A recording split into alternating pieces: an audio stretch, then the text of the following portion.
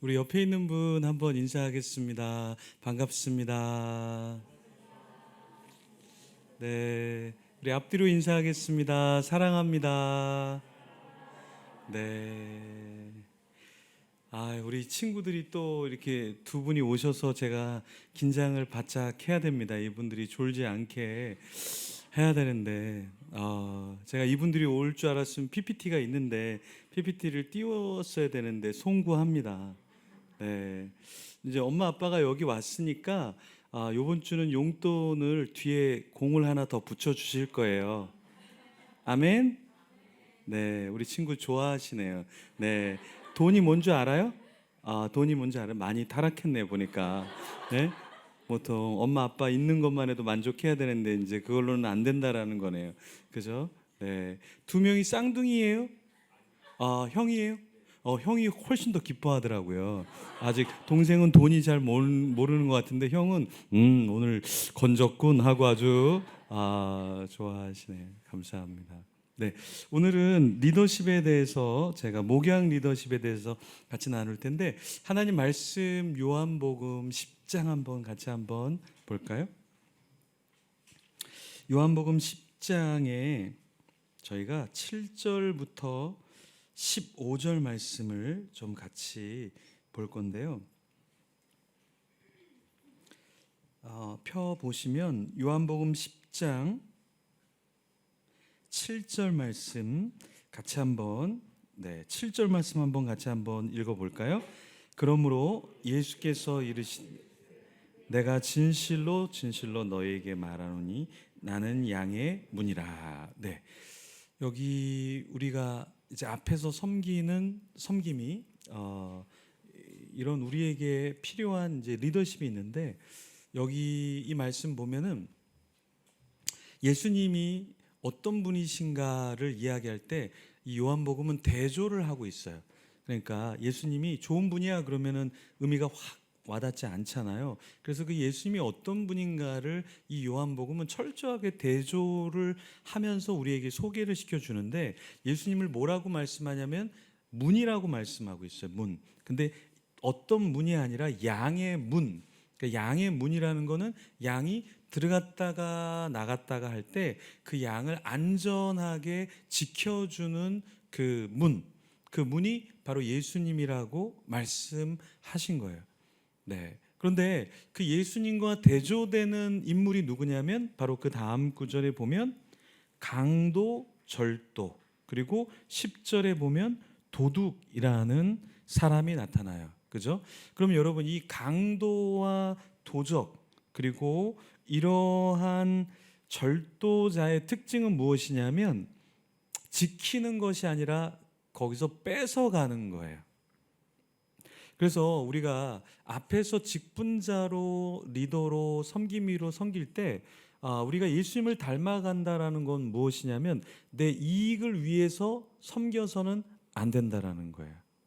근데 오늘날에 제가 많은 교회들을 이렇게 가보면 섬기는 것을 이 양을 위해서 섬기는 게 아니라 나를 위해서 섬기는 사람들이 상당히 많아요. 그러니까 양을 지키기 위해서 내가 섬기는 게 아니라 오히려 양이 나를 지켜주는 케이스가 훨씬 더 많아요. 그래서 우리 바이샘 교회는 우리 섬김이들이 굉장히 잘 섬기겠지만 다른 교회 예를 한번 들어보면 다른 교회 조금 큰 교회도 마찬가지고요. 그런데 가보면 9시에 예를 들어서 우리 주일학교 예배를 드린다. 그럼 선생님들이 보통 예전 같으면 선생님들이 8시에 이렇게 오시고 기도회를 하고 청소를 하고 아이들을 맞이할 준비를 하는데 요즘에 일반적인 교회들은 9시에 예배를 드리면 선생님들이 9시 5분, 9시 10분, 9시 20분 이렇게 오셔요. 그래서 제가 그런 분들이 계시면 그 담당 교육자분한테 그런 선생님들을 이제 내려놓게 하라고 그러니까 그런 교육자분들이 이렇게 얘기해요. 그분들이라도 없으면 선생님이 아예 없다고. 이게 지금 한국 교회의 교사들이 이렇게 하는 사람들이 되게 많아요. 그래서 저는 선교단체 간사님들이나 목회자들 세미나나 어디 가서 할 때 리더를 많이 세우지 마라라고 얘기를 해요. 그러니까 한국의 정치, 사회, 종교의 모든 문제는 뭐냐면 있어야 될 자리에 있을 사람이 있는 게 아니라 엉뚱한 사람들이 있기 때문에 문제가 많아요. 그래서 우리도 우리 자신을 좀 오늘 돌아보면서 회개를 좀 많이 해야 돼. 직분자들, 섬기는 사람들 회개를 좀 많이 해야 돼. 왜 회개를 많이 해야 되냐면, 그러니까 공동체는 내가 종이 되고 섬기는 그만큼 성숙하고 건강해지거든요. 근데 공동체를 이용해서 내가 뭔가를 하려고 하는 순간 어떻게 되냐? 우리는 절도나 강도가 된다라는 거예요.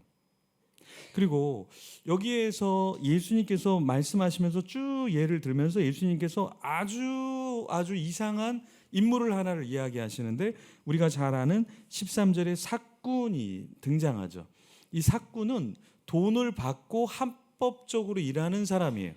그죠? 근데 예수님께서는 뭐라고 말씀하시냐면 이런 사람이 가장 위험한 섬김이라고 얘기하시는 거예요. 이게 무슨 말이냐면 삭군은 누가 봐도 삭을 주고 와서 일을 하는 사람이기 때문에 이 사람 믿을 만한 사람인데, 이 믿을 만한 사람이 가장 먼저 이리와 어떤 위험한 동물이 나타나면 제일 먼저 도망간다라는 거예요. 그래서 예수님께서 나는 어떤 존재냐면 가장 사람들이 믿지 않는 것이 아니라 믿을 만한 삭군, 그 사람하고 나는 가장 대조돼. 근데 왜 대조되냐면 나는 내 목숨을 버리기 때문에 나는 그 삭군과 다른 거야. 그래서 여러분, 제가 교회에 이 섬기는 분들 중에서 돈을 받는 사람들이 가장 교회에서 은혜를 못 받습니다. 예를 들어서 이 사역자들 사례비를 받죠. 사례비를 받는데 가장 은혜를 못 받는 사람이 누군지 아세요? 사례비를 받는 사람이 가장 은혜를 못 받아요. 그리고 여러분들이 교회에서 가장 은혜를 받기 위해서는 내가 교회를 위해서 섬겼는데 그 대가를 바라는 사람들이 있어요. 내가 의자 하나 샀는데 그 교회의 재정으로 타야지. 내가 이거 했으니까 뭐 나한테 보상을 해주겠지. 교회가 나에게 뭔가 보상을 해주겠지. 교회가 나를 인정해 주겠지. 그런 사람들이 대부분 은혜를 가장 못 받는다라는 거예요. 아이러니하죠. 내가 교회를 위해서 가장 많은 돈을 쓰는데 그 가장 많이 돈을 쓰는 사람이 결국에는 가장 많이 시험을 받게 돼요. 그리고 그런 사람이 교회를 가장 힘들게 한다라는 거예요. 제 친한 목사님이 있는데 개척을 해갖고 교회가 막 부흥 성장했어요. 근데 교회를 가장 힘들게 하는 사람이 누구냐 봤더니 전도를 가장 많이 하는 사람이 교회를 제일 힘들게 하더래요. 조금 마음에 안 드니까 전도했던 사람들 다 데리고 나가더래요. 헌금을 제일 많이 하는 사람이 교회를 가장 힘들게 하더래요. 내가 의견을 냈는데 목사님이 나를 안 따라줘? 헌금을 안 하기 시작하는 거예요. 그러면서 교회가 잘 되나 한번 볼까? 그래서 본인만 안 하면 되는데 주위의 사람들을 다 이상한 얘기를 해서 가장 교회를 힘들게 하더라는 거예요. 이런 사람들의 특징이 뭐냐면 바로 삭을 생각하는 사람들이라는 거예요. 그래서 여러분들이 교회를 섬길 때 될 수 있으면 순수하게 섬기세요. 순수하게 섬기세요. 그때 여러분들이 가장 하나님께 영광을 돌릴 수 있고 여러분이 가장 건강해져요. 그래서 여러분만의 원칙을 세우세요. 나 5,000원짜리 이하는 나 청구하지 않는다. 여러분 이 정도 우리 좀 뭔가 가오는 있어야 되지 않겠어요? 네? 어떤 사람은 교회에서 쓰는 거를 10원짜리, 110원짜리, 120원짜리, 180원짜리, 18원짜리 막 신청을 막 해요. 네? 그러면 이제 재정을 보는 분이 18원 욕이 막 나오기 시작하는 거죠. 네? 그래서 저는 여러분에게 섬길 때 기준을 정해라. 그래서 나는 5,000원짜리 이하는 청구하지 않는다. 나는 좀 사업을 하니까 나 10,000원짜리 아래는 내가 그냥 교회를 위해서 섬긴다. 왜냐하면 이게 삭군이 되지 않는 방법이에요. 여러분 나름대로 나는 삭군인가 아닌가 이것을 생각하고 여러분들 리더의 자리, 섬김의 자리에 서려고 하지 마세요. 왜냐하면 제가 교회를 망가뜨리는 사람들을 보니까 너무 많은 거를 하더라고요. 그러니까 하나만 잘하면 좋은데 하나도 망가뜨리면서 다른 것도 막 걸쳐서 해요. 그래서 교회를 여러 군데를 망가뜨리더라고요. 그러면서 이런 사람들의 특징이 뭐냐면 우리 교회는 왜 안 돼? 그 사람 때문에 안 되는 거예요. 그 사람 때문에. 그 사람이 너무 많은 걸 망가뜨리니까. 그죠? 그래서 우리가 리더로 섬길 때, 섬김이로 섬길 때 나는 한 가지를 하더라도 정말 잘하고 있는가? 그걸 여러분들이 고민하셔야 돼요. 그리고 다른 부서에서, 다른 곳에서 이것도 섬겨주세요 할 때 여러분들이 쉽게 이해하지 마세요. 지금 이것도 다 제대로 못하면서 다른 거를 또 한다라는 거는 그게 교만이고 그게 바로 교회를 망치는, 제대로 섬기지 못하는 것이라는 거예요. 제가 이 1번에 적어 놓은 것 중에 마태복음 4장 1절부터 11절의 세 가지 시험에 대해서 제가 적어 두었는데, 여러분들이 이 본문은 너무 잘 아시는 말씀이죠. 떡을 만들라고 돌을 가지고 누가 유혹을 하죠? 사탄이 유혹을 하죠. 그게 왜 유혹이 될까? 왜 유혹이 될까? 이 떡이라는 것을 만드는 것은 무슨 시험이냐면 능력 시험이에요. 능력 시험인 게 뭐예요? 너 예수님이잖아, 하나님의 아들이잖아. 그러면 돌을 갖고 떡을 만들 수 있지. 너의 능력을 보여봐. 그럼 예수님이 이 능력 시험에 실패하면 어떻게 되는 거냐면, 그래, 나 하늘의 아들이야. 내가 이거 못 만들 것 같아? 당장 만들지. 이게 뭐냐면 능력 시험이에요. 근데 우리 성도에게도 오는 게 어떤 시험이냐면 이런 능력 시험이 있어요.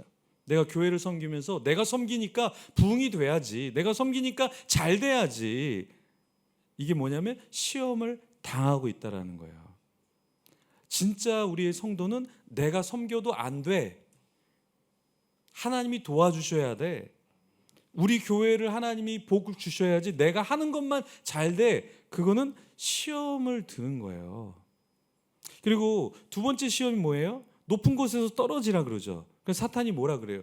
야, 그럼 천사가 와서 받쳐줄 거 아니야? 그러면 사람들이 너가 정말 하나님의 아들인 걸 사람들이 다 보지 않겠어? 이게 무슨 시험이에요? 존재론적인 시험이에요. 우리는 끊임없이 어떤 시험에 빠지냐면 존재론적인 시험에 빠진다라는 거예요. 내가 장로인데, 내가 집사인데, 내가 교사인데, 내가 세상에서 사업 좀 하는데, 내가 좀 똑똑한데 이 정도는 나도 해야 되는 거 아니야? 하고 끊임없이 우리를 존재론적으로 증명하려고 한단 말이에요. 근데 예수님께서는 증명을 하지 않으려고 하셨다는 거예요. 하나님의 아들이시면서 증명하지 않으시잖아요. 그 십자가에서도 군인들이 야, 네가 메시아야? 네가 유대인의 왕이야? 그럼 한번 증명해 봐. 그런데 주님은 증명하기를 꺼려 하셨다라는 거죠. 그렇죠? 그래서 그 시험을 이겨내셨다라는 거예요. 여러분이 섬기면서 여러분의 존재를 증명하고 싶어 해요. 근데 그게 시험이라는 거예요. 노래를 진짜 잘하는 목사님이 있는데 저한테 그러더라고요. 목사님, 어떻게 해야 저는 조금만 기도 인도하고 찬양 인도하고 하면 목이 다 나가는데, 이미 얼굴도 다 나갔는데 목소리까지 나가면 어떻게 합니까? 어떻게 해야 목소리를 보존할 수 있을까요? 그러니까 그분이 이런 얘기 하더라고요. 찬양을 되게 잘하는 분인데, 유학한 분인데 똑똑한 분이에요. 그러더라고요. 목사님, 노래하는 사람은 자기가 갖고 있는 성량의 70%만 사용을 해요. 100%를 사용하면 목이 나가버려요. 그래서 아무리 큰 무대라고 해서 오바해서 120 쓰면 목은 사용하면 사용할수록 스크래치가 나고 소모품이기 때문에 다시 회복이 안 돼요. 그래서 100으로 낼 소리를 100을 내면 안 되고 120을 내면 안 되고 70%만 소리를 내야 돼요. 그래야 오랫동안 좋은 소리를 내는 거예요. 마찬가지입니다, 여러분. 여러분이 섬길 때 여러분의 존재를 증명하려고 하는 순간 넘어져요. 그리고 오버하기 시작해요. 듣기가 굉장히 거북해요. 그럴 때 어떻게 해야 돼요? 존재를 증명하지 않으려고 해야 돼요. 네. 사탄은 우리에게 끊임없이 무엇을 이야기하냐면, 야, 너 능력 있잖아. 너 괜찮은 사람이잖아. 그렇지? 여기에 넘어가면 서운해지기 시작해요. 내가 이렇게 능력을 보여주고 있는데, 내가 이렇게 존재론적으로 위대한 인물인데 교회가 날 몰라보네. 교회가 날 몰라보네. 여기서부터 섭섭하기 시작하죠. 그죠? 가장 무서운 귀신이 무슨 귀신이라 그랬어요?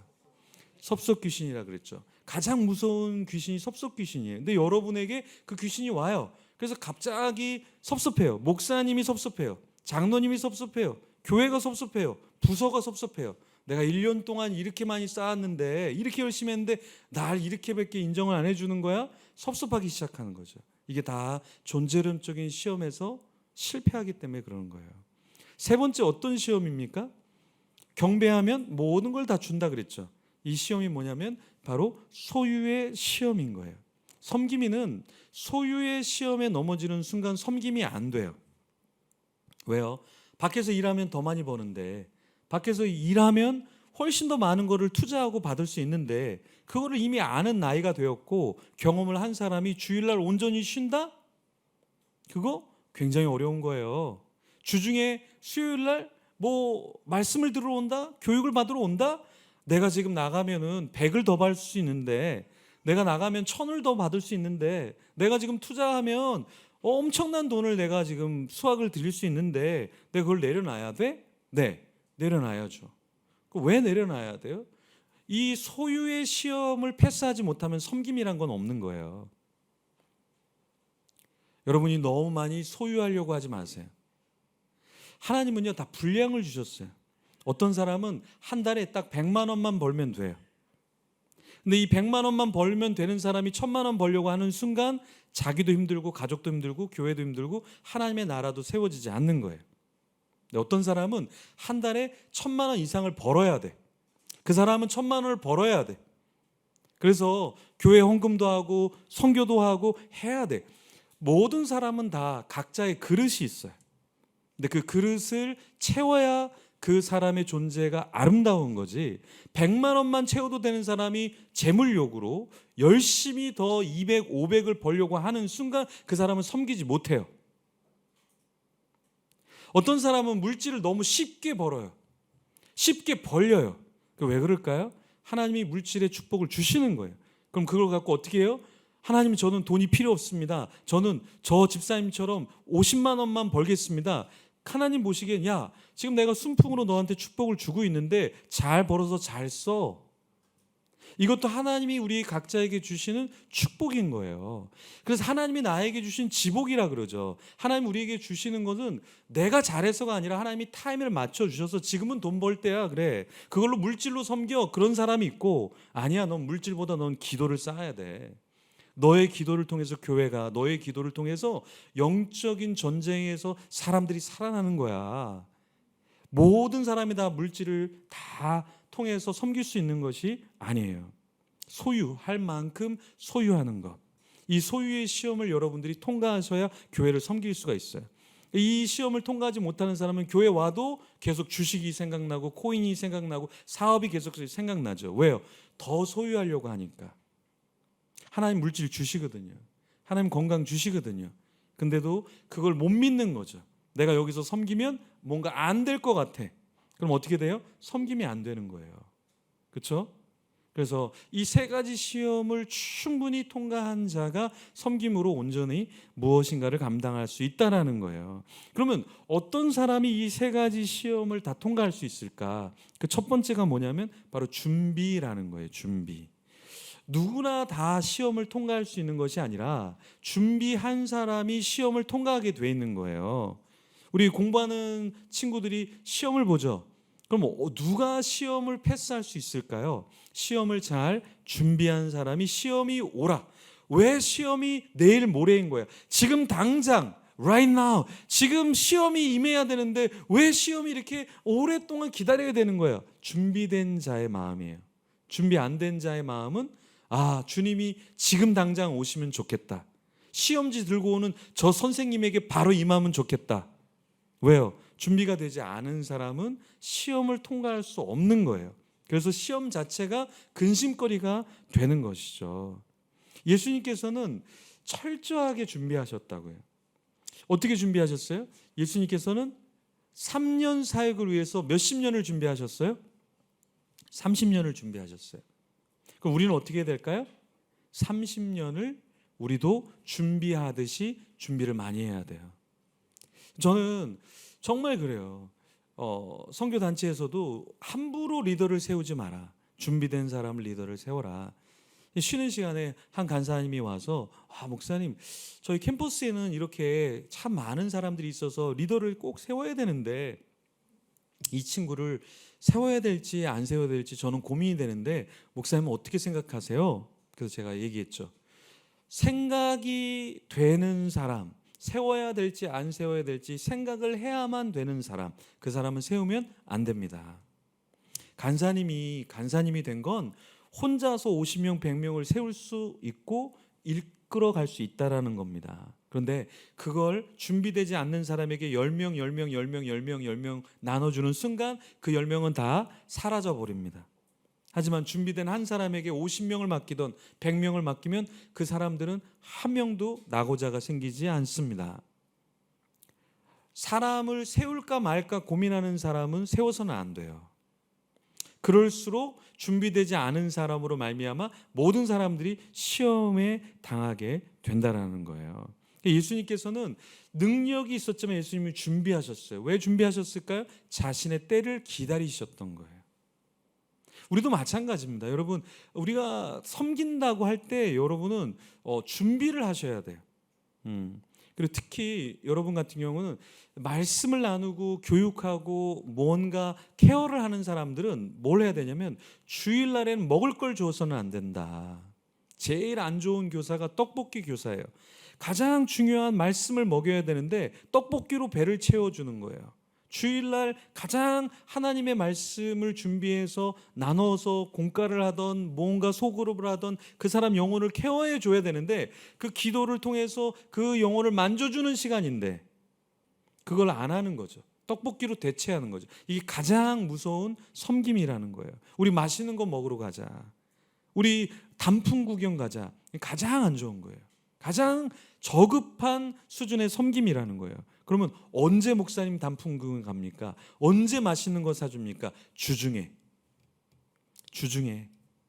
화요일 날 나오세요. 스테이크 사줄게요. 목요일 날 나오세요. 우리 단풍 구경 갑시다. 우리 맛있는 떡볶이 토요일 날 먹읍시다.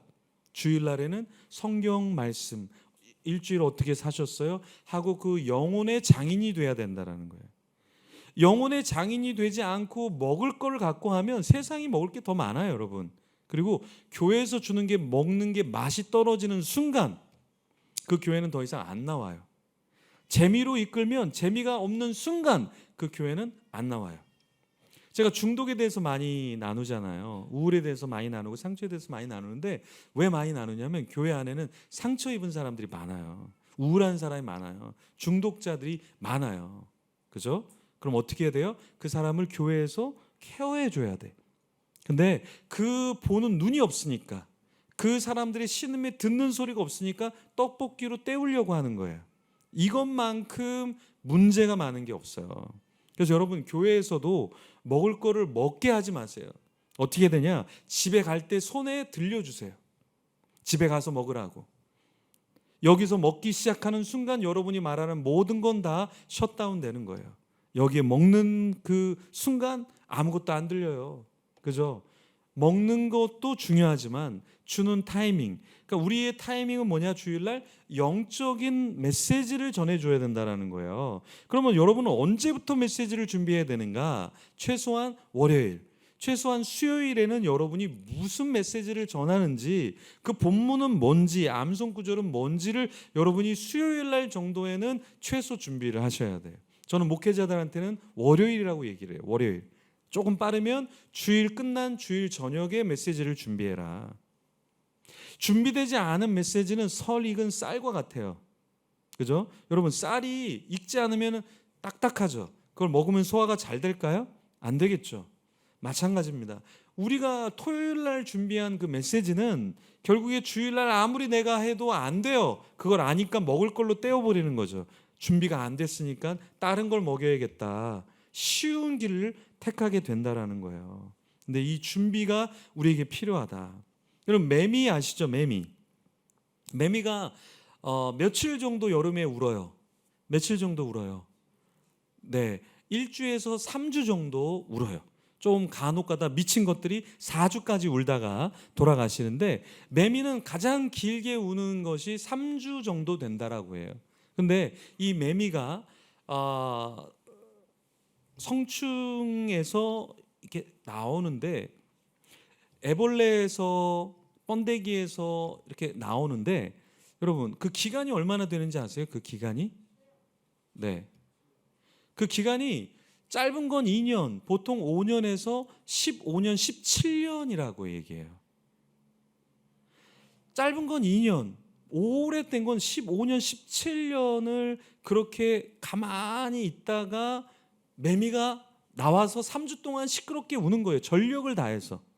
그러니까 미물도 자기의 인생의 3주를 살기 위해서 2년에서 15년, 17년을 준비했다가 나와서 짝짓기를 하고 자녀를 낳고 인생을 장례식까지 3주 안에 다 하는 거죠. 하루살이는요. 하루살이는 하루를 살다 가죠. 근데 그 하루가 어때요? 예, 그 태어나고 죽고 그 안에서 번식하고 그거를 하루 만에 다 하잖아요. 그렇죠? 우리는 어때요? 우리 인생도 긴 것 같지만 사실은 길지 않아요. 하지만 주어진 인생 가운데서 우리가 빠뜨리지 않아야 될 것은 무엇인가? 준비라는 거예요. 준비. 우리가 메시지를 준비하더라도 여러분이 만약에 10분을 준비한다면 최소 1시간 이상은 하셔야 돼요. 주일날 메시지를 준비하는데 30분을 메시지를 준비하는데 30분 준비해갖고 설교 잘하는 분 봤어요? 못 봤죠? 잘 안 돼요. 목회자도 그게 쉽지 않아요. 목회자도. 그래서 어느 목회자가 설교를 이렇게 준비를 하는데 설교 준비를 많이 안 하는 것 같아요. 그래서 담임 목사님한테 목사님 말씀을 더 준비하시면 좋겠습니다. 그러니까 자기는 집에서부터 교회까지 이렇게 오는 동안 말씀을 준비한다 이렇게 이야기를 했대요. 그래서 그 교회 장로님이 목사님을 이사시켰대요. 10시간 정도 떨어진 곳으로. 충분히 준비하면서 오라고. 여러분, 이 우스개 이야기일 수 있지만 우리도 똑같아요. 우리도 준비하지 않고 교회 와서 뭔가를 가리킨다라는 건 이 목사님하고 여러분하고 별반 차이가 없는 거예요. 하나도 준비 없이 토요일을 준비해갖고 일요일 날 하는 게 무슨 그게 메시지가 되겠어요. 근데 이런 친구들도 누가 이렇게 메시지를 전하냐에 따라서 딱 알아요. 네. 저 사람이 준비를 해서 하는지, 저 사람이 어느 정도 정말 진실되게 하는지 다 알아요. 아무리 어린 아이들도 그 메시지를 다 알거든요. 그럼 여러분들이 그걸 준비를 제대로 하셔야 돼요. 아이들한테 하더라도 어른한테 하면 더 열심히. 목사님도 준비를 하는데 우리는 얼마나 더 열심히 해야 되겠어요. 제가 유학 가갖고 이렇게 쇼핑몰에서 지난번에도 말씀드렸죠. 쇼핑몰에서 어머니를 만났는데 어머니가 전도사님 새로 왔는데 우리 아이가 그러더라고. 이렇게 이야기하더라고요. 그러면서 뭐 얘기하는데요? 그러니까 이번에 새로 왔는데 전도사님이 설교 좀 할 줄 아네? 이렇게 얘기하더래요. 그 조그만 아이가 초등학교 3학년이 그래서 맨날 말도 안 듣고 그러는데 그 친구가 나중에는 너 뭐 하고 싶어? 그러니까 막 얘기하는데 저요 그래서 너 뭐 하고 싶어? 그러니까 전도사님처럼 설교하는 사람 하고 싶어요. 다 듣고 있거든요. 아무리 어린 아이라도 저 사람이 준비해서 하는구나, 대충 하는구나 이걸 다 느낀단 말이에요. 그래서 우리 섬김이들은 가장 리더십에 중요한 게 뭐냐? 준비다. 여러분들이 오늘 수요일부터 최소 늦어도 수요일부터 그래서 목사님이 문자를 주셔야 돼요. 수요일마다 준비하셨습니까? 예, 왜요? 항상 우리는 준비할 수 있도록 우리 자신을 경각시켜야 돼요. 인도에서 아주 크게 사업을 하시는 분이 있는데 그분이 이런 얘기해요. 인도 사람들은 아무리 얘기를 해도 데드라인을 지키지를 않는데요. 그래서 너무 화가 난대. 한국 사람은 자 부장 여기 이렇게 해놔. 그러면 이게 탁탁탁 진행이 되는데 인도 사람들은 아무리 해도 그게 안 되더래요. 월급을 많이 줘도 적게 줘도 자른다 그래도 지켜지지가 않더래요. 너무 스트레스가 받는 거예요. 직원은 엄청나게 많은데 회사는 잘 되는데 이게 너무 풀리지 않는 과제였대요. 스트레스 받았대요. 근데 그분이 한 가지를 깨닫게 됐대요. 내가 마지막에 물어봤기 때문에 항상 안 됐다라는 거예요. 어떻게 하냐? 중간 어떤 준비, 어떤 진행이 되는지를 체크하기 시작했다라는 거예요. 그랬더니 데드라인에 딱딱 맞아 떨어지더라는 거예요. 리더는 준비를 시키는 거예요. 또 리더는 자기를 준비시키는 거예요. 그러니까 얼만큼 준비됐느냐가 그 사람이 얼만큼 영향력이 있느냐로 결정이 된다라는 거죠. 두 번째, 리더는 어떤 사람이냐면 피곤해야 돼요. 여러분이 주일날 교회를 섬겼는데 막 피곤하지가 않고 막 체력이 남아 돌아요. 우리 치킨 시켜 먹을까? 오늘 막 뭐 TV 좀 뭐 볼까? 영화 좀 볼까? 이러면은 내가 제대로 섬기고 있지 않다라는 거예요. 주일날 왔는데 주님을 위해 섬겼더니 새벽부터 낮에 이 저녁까지 너무 피곤하다. 이게 섬김이라는 거예요. 예수님께서 요한복음에 보니까 4장에 보니까 예수님께서 우물 곁에서 이 정오 낮 시간에 털썩 주저앉았다라는 건 낮부터 피곤하셨다라는 거거든요. 예수님께서는요 수많은 사람들을 만나고 복음을 전파하시고 귀신 들린 자를 쫓아내시고 상담하면서 회복하면서 예수님의 일을 하셨더니 낮 시간에도 피곤했다라는 거예요. 그러니까 여러분도 조금 피곤하셔야 돼요. 주일날에 좀 피곤하셔야 돼. 피곤하지 않은 채로 어떻게 그게 사역이 되겠어요? 그렇죠? 주 6일 동안 우리는 우리에게 주어진 일을 또 피곤할 정도로 해야죠. 6일이 너무 편해. 너무 편해. 그럼 문제가 된다. 주님께서는 뭐라고 말씀하셨어요? 6일 동안 열심히 우리에게 주어진 일을 하고 주일날에는 하나님을 위해서 우리의 모든 시간을 드리는 거죠. 예수님께서는 우리가 전임 사역자가 아니기 때문에 뭐 주중 내내 교회 와서 우리가 섬길 수 있는 건 아니에요. 하지만 주일만이라도 아침부터 밤 늦게까지 주를 위해서 한번 여러분의 시간을 드려보세요. 그럼 여러분이 회복이 돼요. 가정이 회복이 돼요. 여러분이 손에 대는 모든 것들이 다 회복이 돼요. 그리고 여러분을 신뢰하기 시작한다라는 거예요. 세상에서도 잘 돼요. 세상에서도 믿음이 좋은 사람들이 잘 돼요. 왜요? 내가 건강하기 때문에. 내 생각이 건강해요. 내 감정이 건강해요. 이것이 건강한 사람. 어떤 사람이 건강할까요? 쏟아내야 될 때 온 에너지를 다 쏟아내는 거예요. 엉뚱한 데 쏟아내는 게 아니라 중독자들은 중독된 거에 에너지를 다 쏟아내니까 내가 해야 될 공부, 내가 해야 할 일, 내가 해야 할 섬김의 자리에 절대 설 수 없는 거예요. 그러면 우리는 내가 온 몸 에너지를 다 평소에는 나에게 주어진 일, 하지만 주일에는 주일만이라도 내가 온전하게 해야겠다. 그러면 이 바이센교회는 놀랍게 변화될 줄 믿습니다.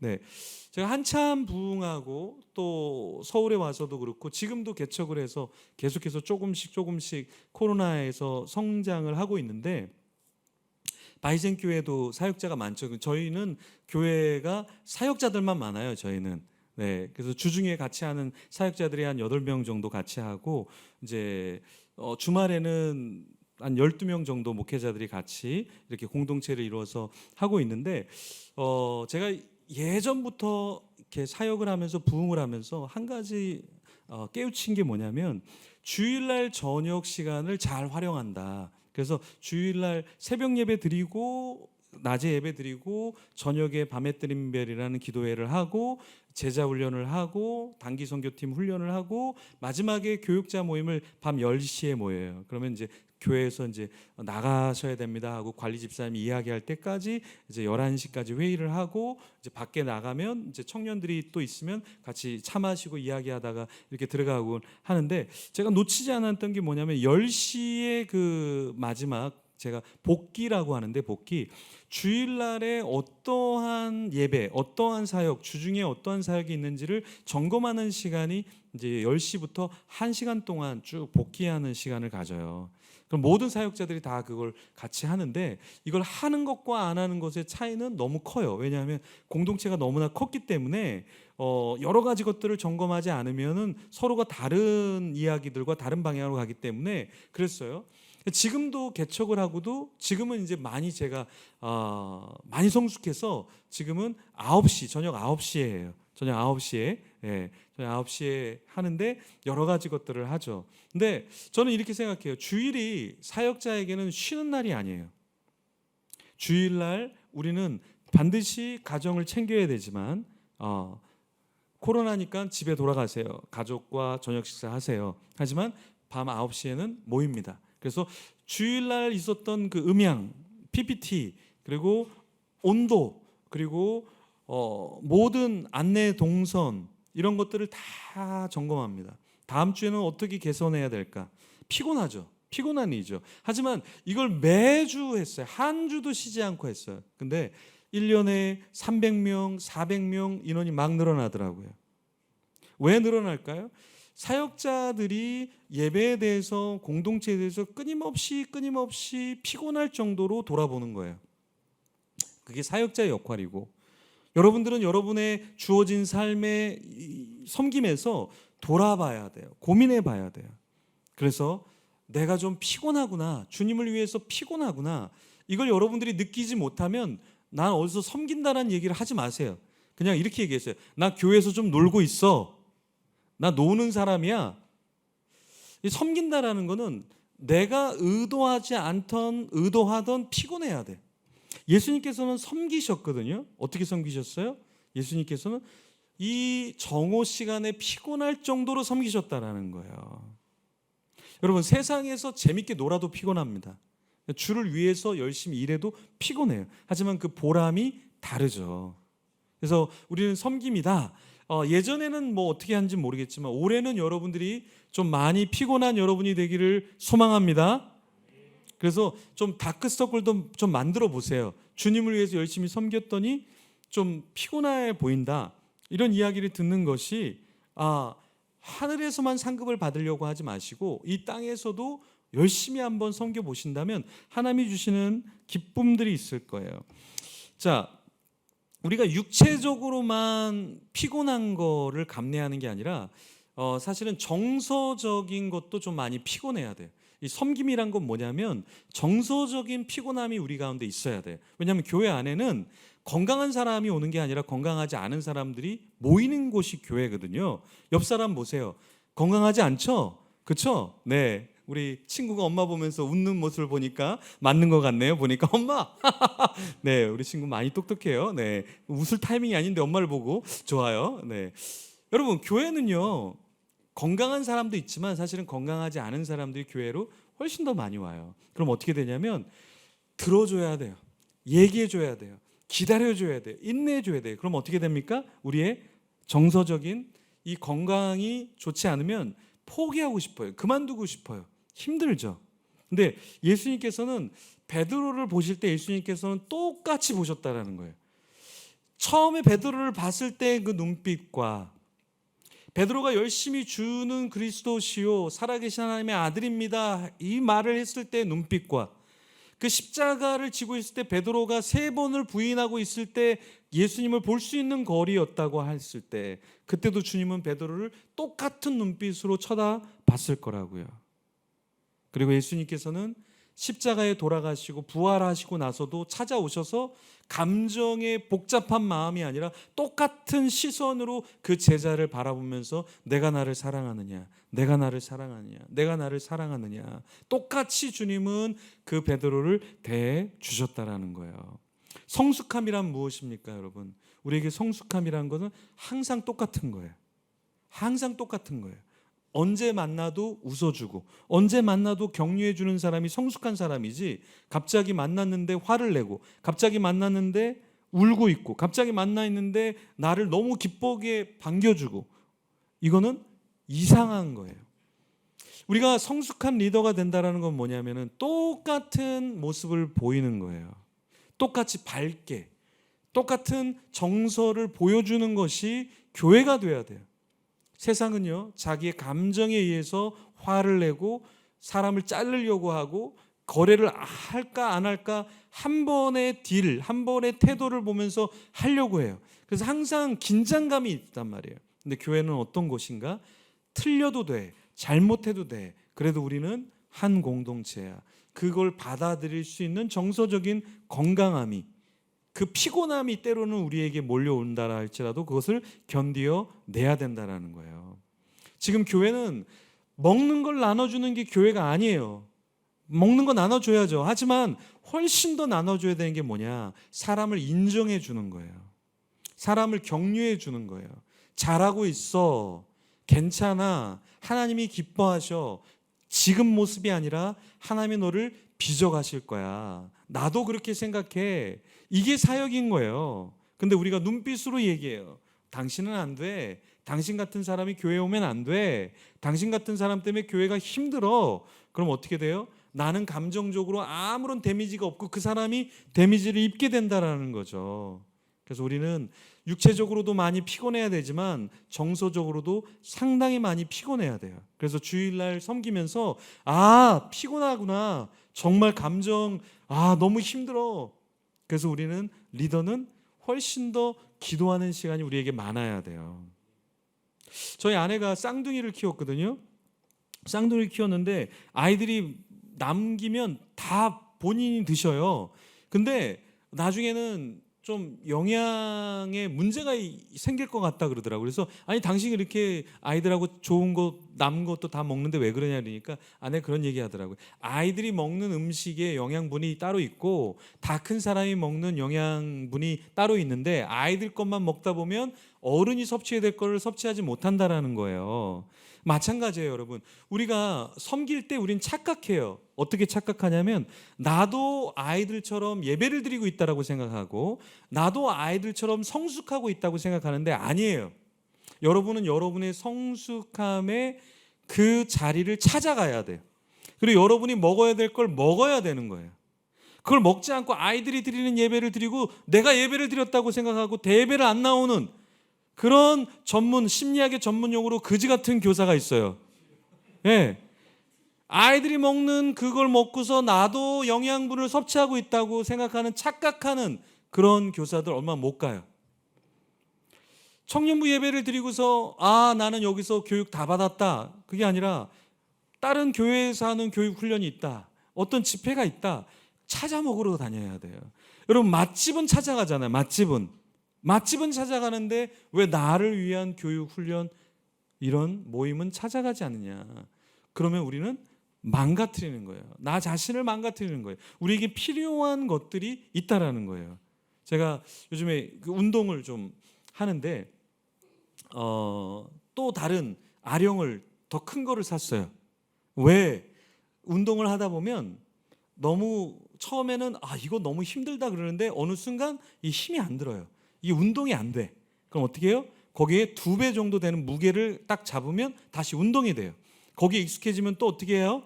거기에 2배 되는 운동을 하면 내가 근육이 생기기 시작하는 거예요. 그렇죠?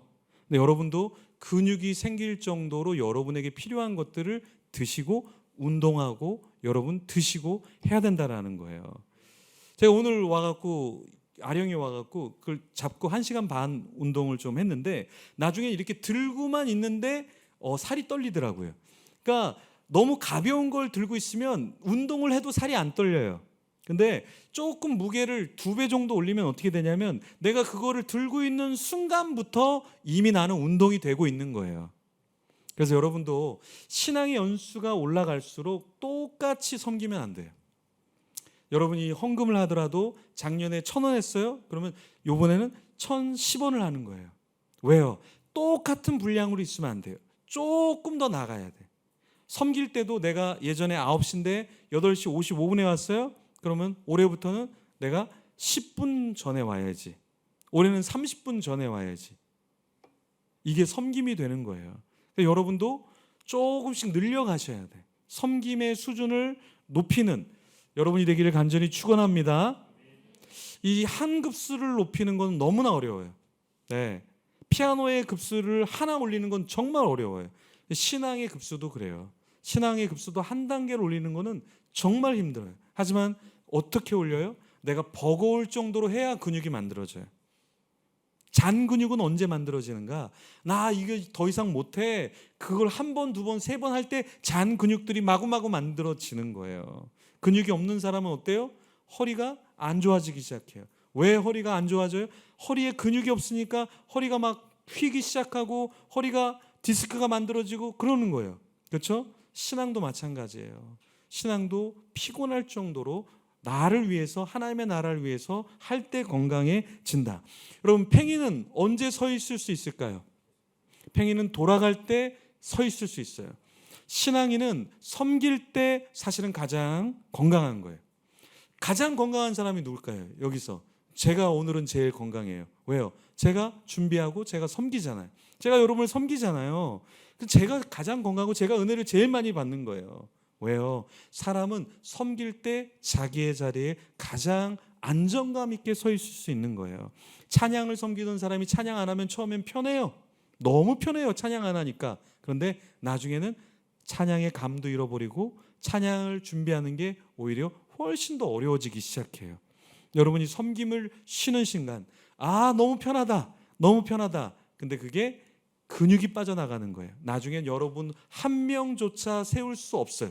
예배도 제대로 드리지 못하고 시험이 오고 불만이 오고 원망이 오고 모든 사람들이 다 귀찮기 시작하고 힘들어지기 시작해요. 왜요? 섬기지 않기 때문에 나도 제대로 설 수 없는 경우가 되기 때문이에요.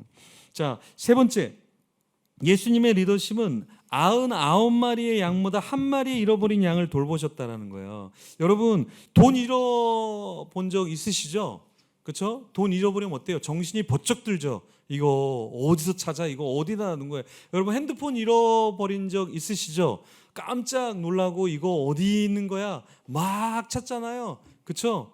귀중한 것을 잃어버렸을 때 우리는 그걸 찾으려고 안간힘을 썼죠. 그걸 예수님께서 비유로 이야기해 주신 거예요. 그 당시에 가장 사람들이 잃어버리기 쉬운 게 뭐냐? 양이에요. 양. 그 양을 잃어버렸을 때 너의 마음 알지? 너네 돈 잃어버렸지? 그때 감정 알지? 그러면서 예수님께서 잃어버린 아들의 이야기를 하시면서 나도 잃어버린 영혼이 있어. 그래서 너희들이 그 잃어버린 것을 같이 찾아야 돼 라고 말씀하신 거예요. 그래서 우리는 무엇을 찾아야 되냐면 주님께서 원하시는 것은 사실은 양도 아니고요, 돈도 아니고요, 그 마지막에 나오는 잃어버린 탕자예요. 탕자. 그 탕자를 찾는 것이 사실은 섬김이에요.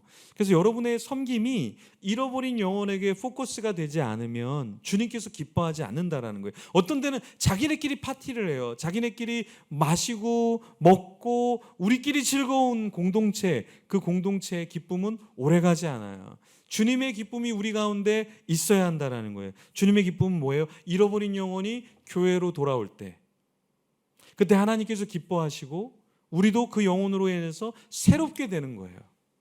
이 새로움을 경험하는 공동체가 사실은 신선하고 건강하게 된다라는 거예요. 우리가 갓난 아이가 태어나면 어때요? 집안이 온통 기쁨으로 휩싸이게 되죠. 아이가 웃으면, 까르르 웃으면 다 같이 웃고, 아이가 아파서 울면 다 같이 눈물 흘리는 그런 가정 공동체가 되는 것처럼 이 교회에 우리가 영적인 어떠한 무브먼트가 없다면, 영적으로 새롭게 새 신자가 없다면 우리는 어떻게 되는가? 우리는 서서히 사막화가 일어나기 시작한다라는 거예요. 사막화가 일어난 곳은 더 큰 사막으로 번지기 시작하는 것이죠. 우리도 마찬가지입니다. 잃어버린 영혼을 찾아야 돼요. 찾아야 돼요. 그래서 여러분이 말씀을 들을 때 좋은 말씀은 좀 기억나는 사람이 있으면 말씀을 보내주세요. 너무나 좋은 사람이 있는데 생각이 났으면 기도 제목이 뭔지를 물어봐 주는 거예요.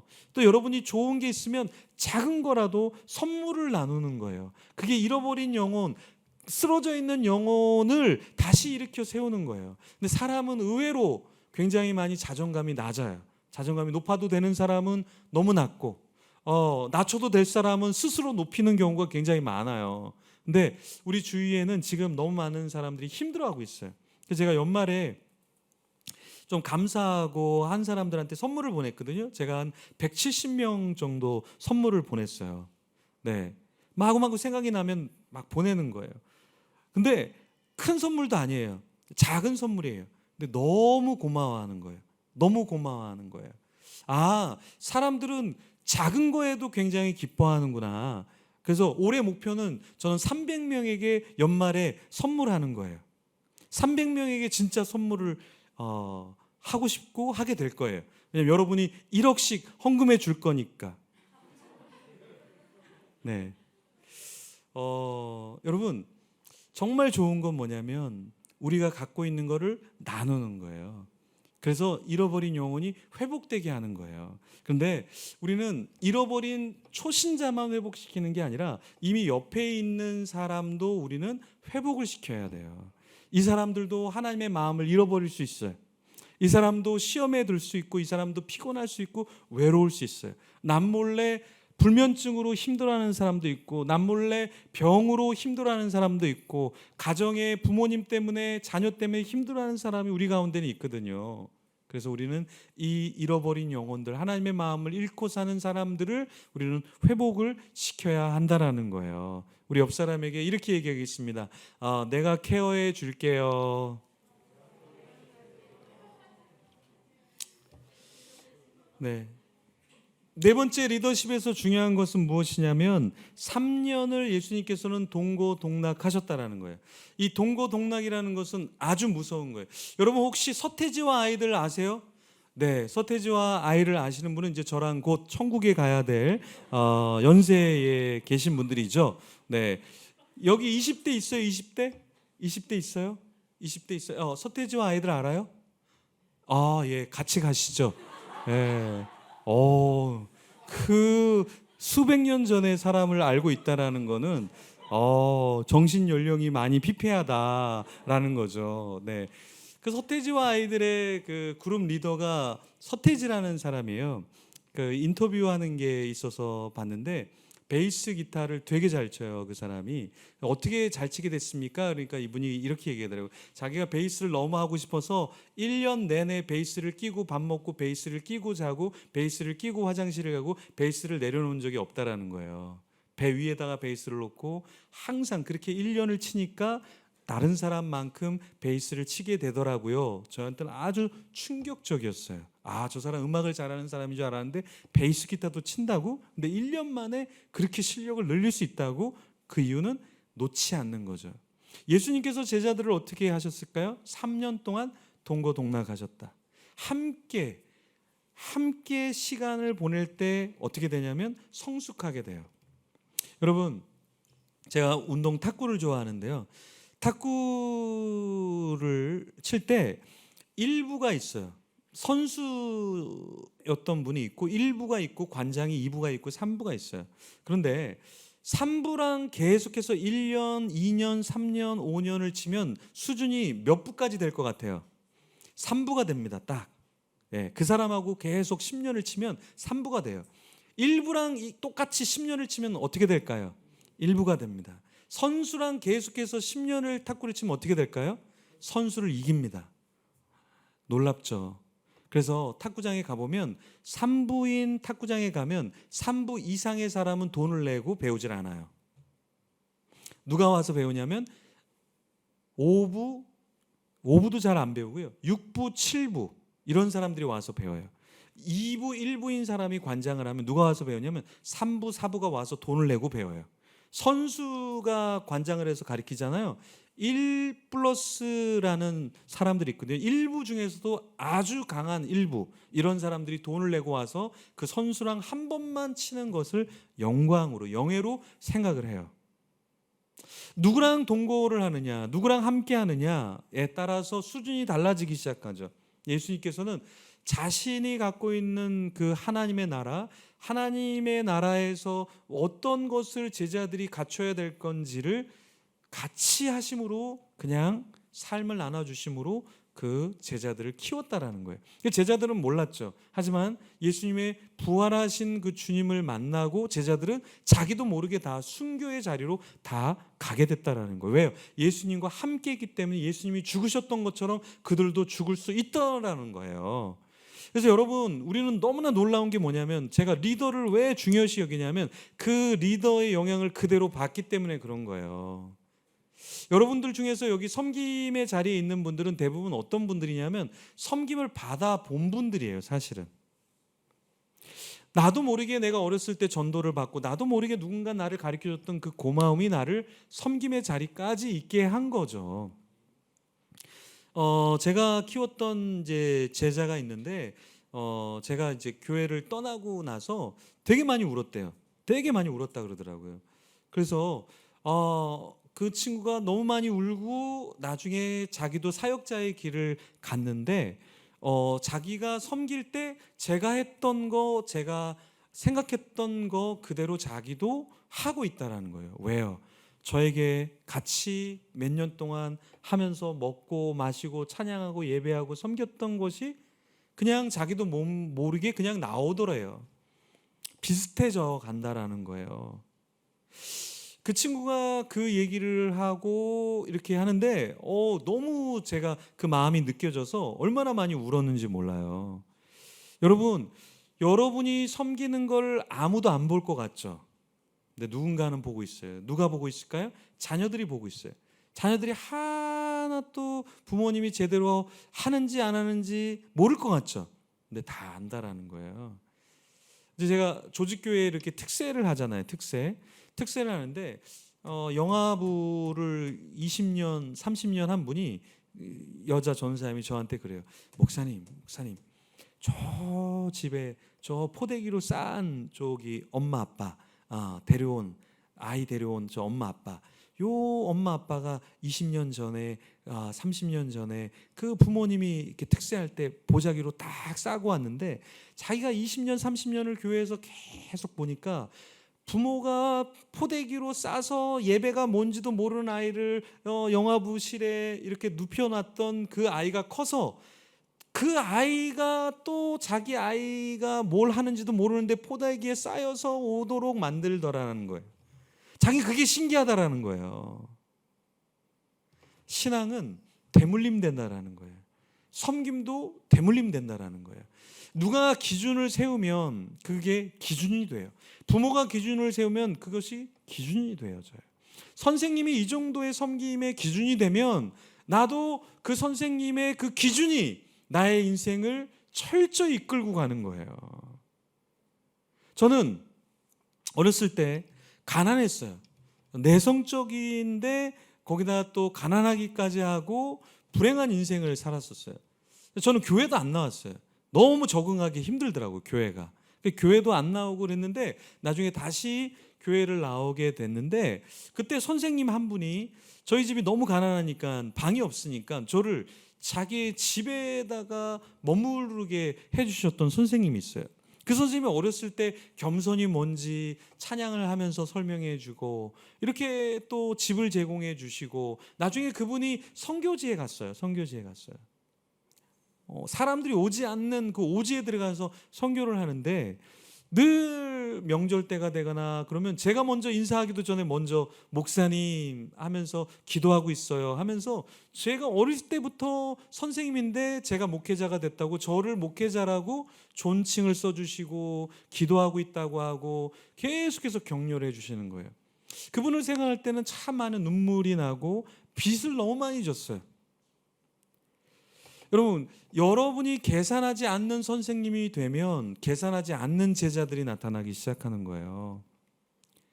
여러분들의 그래서 섬김이 굉장히 중요한 거예요. 교회에서 철저히 계산하고 철저히 내가 교회가 나를 인정해 주기를 바라는 그런 섬김이가 아니라 주님이 나를 인정해 주고 계신가, 주님이 나를 만져주고 계신가, 주님이 나를 정말 기쁘게 여기시는가, 내가 어떻게 주님을 기쁘시게 여기게 그렇게 주님을 높여드릴 수 있을까, 이 고민을 하는 순간 여러분도 행복하시고 여러분이 함께하는 모든 사람들이 행복한 공동체가 된다라는 거예요. 마태, 마가, 누가, 요한 다 똑같은 얘기예요. 근데 왜 성경은 마태, 마가, 누가, 요한을 다 그 복음서로 우리에게 전해주고 있을까요? 마태가 본 입장에서의 주님의 동고동락한 모습, 마가가 봤을 때 주님의 십자가 중심적으로 그 성경을 풀어가는 그 주님의 동고동락, 누가복음에 그 종으로 오셔서 여인들과 어린아이를 만났던 그 주님을 시각으로 펼쳐 보여주고 있는 거죠. 요한복음은 어떻습니까? 신성을 가지신 분이 인성으로 이 주님을 인정하지 않는 그 무리들 가운데서 헤쳐나가는 모습을 그린 그 복음서. 그러면서 우리도 주님과 함께 동고동락을 어떻게 할 것인가, 어떻게 하신 주님이었는가를 우리에게 보여주고 있다는 거죠. 우리도 마찬가지입니다. 누가복음, 요한복음에서 끝나는 것이 아니라 그 공간복음과 이 복음서가 우리를 통해서 어떻게 주님이 역사하시는지를 세상 가운데 보여줘야 된다는 거예요.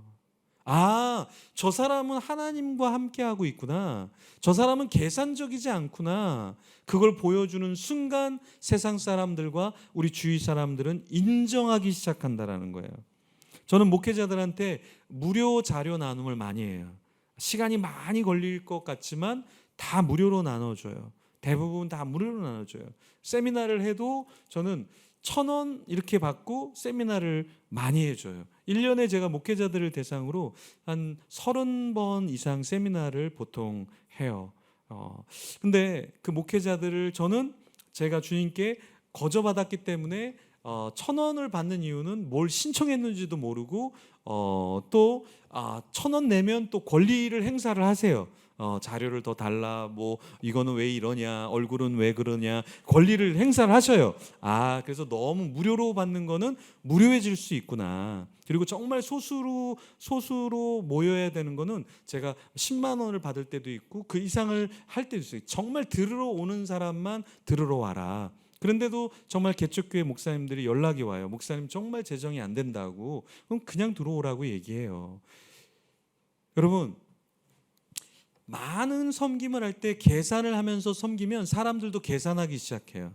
근데 참 희한한 게 하나님 나라는 계산하지 않으면 난 계산이 안 되는데 살아가져요. 이게 하나님 나라의 법칙이에요. 네. 그래서 여러분도 섬기면서 내가 간식을 내야지. 그러면 돈이 드나? 이걸 계산하지 마세요. 이걸 계산하는 순간 여러분들은 신앙이 있어서 높은 급수로 올라가기가 쉽지 않다라는 거예요.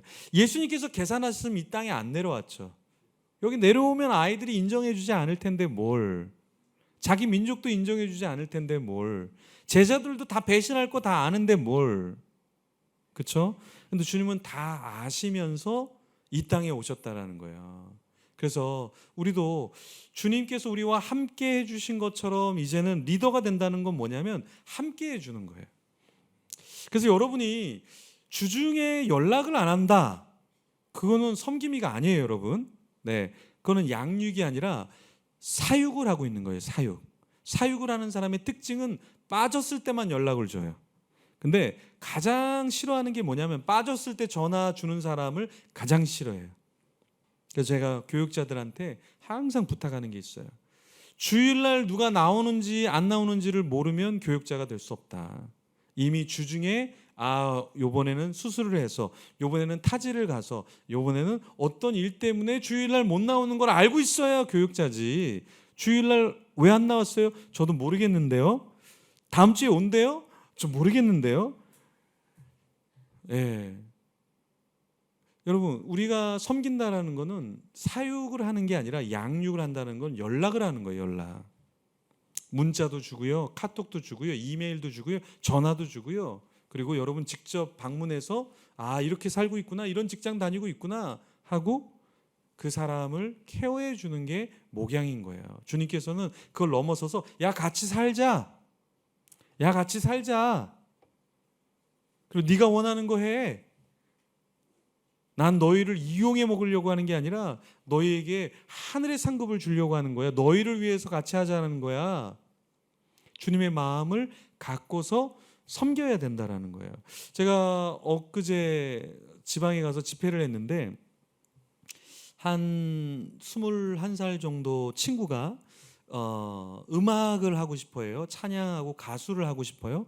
그래서 제가 서울에 있는데 굉장히 멀리서 왔다 갔다 하면서 뭔가를 하더라고요. 그래서 제가 전 대책 없는 일을 잘 하거든요. 그래서 내가 집을 잡아줄 테니까 네가 하고 싶은 찬양하고 네가 하고 싶은 일을 좀 해라. 그리고 목사님이 플랫폼을 만들어서 예배하고 이렇게 하는 것도 있고, 목사님 친구가 연예인 기획사에서 사목하기 때문에 거기에 연예인들도 알고 거기에 들어갈 수도 있고 하니까 너가 선택해서 연예인을 정말 가수를 하고 싶으면 그쪽에 가서 가수 한 사람하고 훈련을 받던가 아니면 이쪽에 예배 사역의 플랫폼이 있는데 여기서 하던가 한번 하면 좋겠다.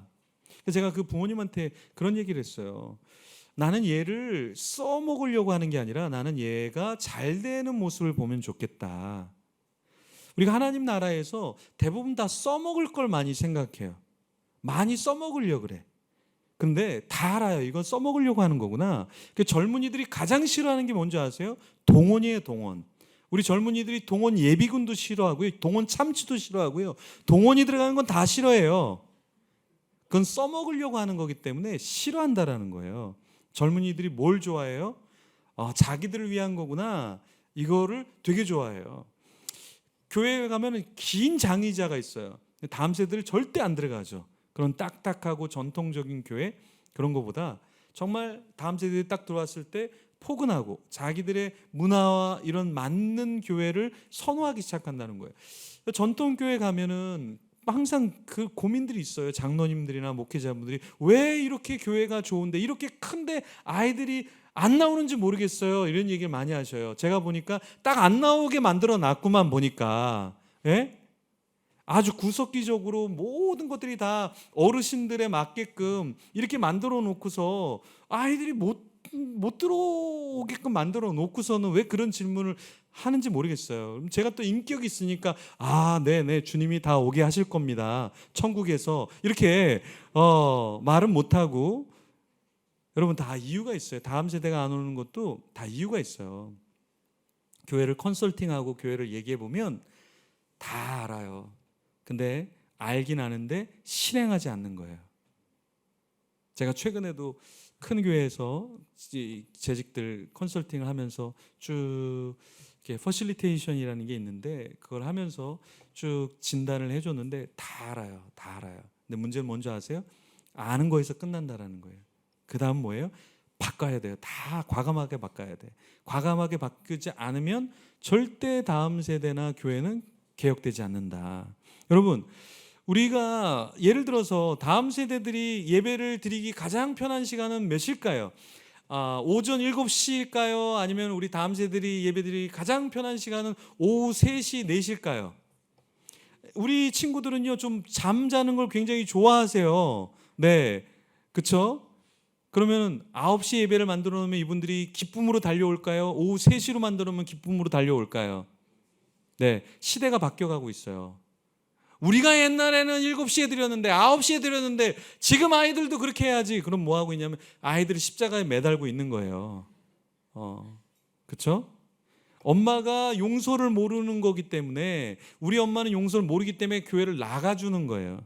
나중에 이 친구들이 대학교에 가면 이제 나가주는 걸 다 그만둬요. 그래서 한국 교회는 100명 중에 70명의 우리 다음 세대들이 대학교를 가고 직장을 가면 다 교회를 떠나요. 왜냐하면 나와주는 거기 때문에 그래요. 나와주는 거.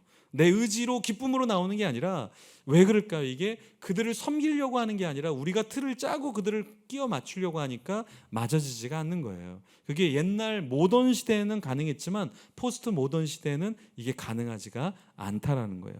시대가 바뀌어서 제품 하나도 한 사람을 위해서 디자인을 하고 있어요.